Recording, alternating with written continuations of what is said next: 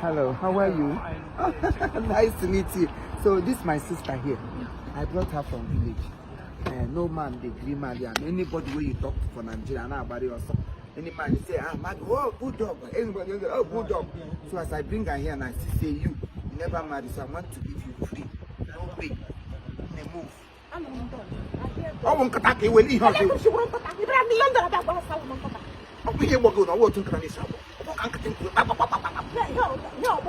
no, my in-law, you're welcome. Please come to your wife. Come meet your husband. I am hard to get. Because just picked up matrimony.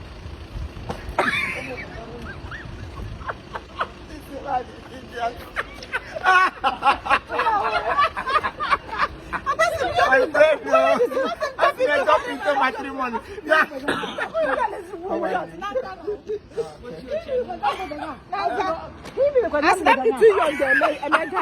Look at him, why name it? I don't marriage. Give my name. What did he make? Oh, get Tom or Sonyo. I give you the dog.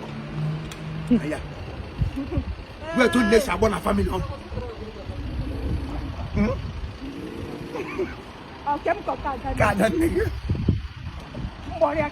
More.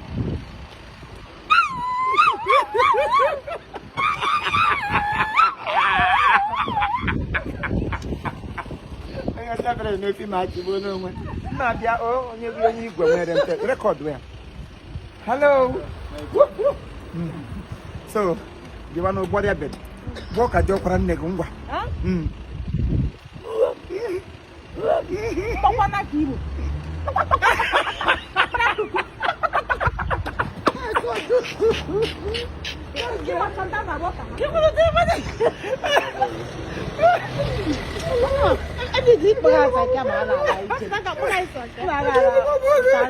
Oh my dear. Oh my God, what are you doing? Okay. On the music level, like. Let's do that one. Let's do that one. Yes. Come on, Andara, she please now. Hey, yeah. Otto. Uncle Otto. Yeah, 2 men, 1 woman. Hey, what? Why you eat better? Auntie eat better. Eh? You question it? The Godonia. Not night to get here. Who do you questions? No, only the man and I load you home.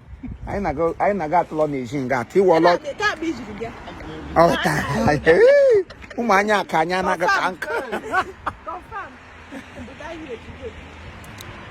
Yeah, only a link here. You know, not passing.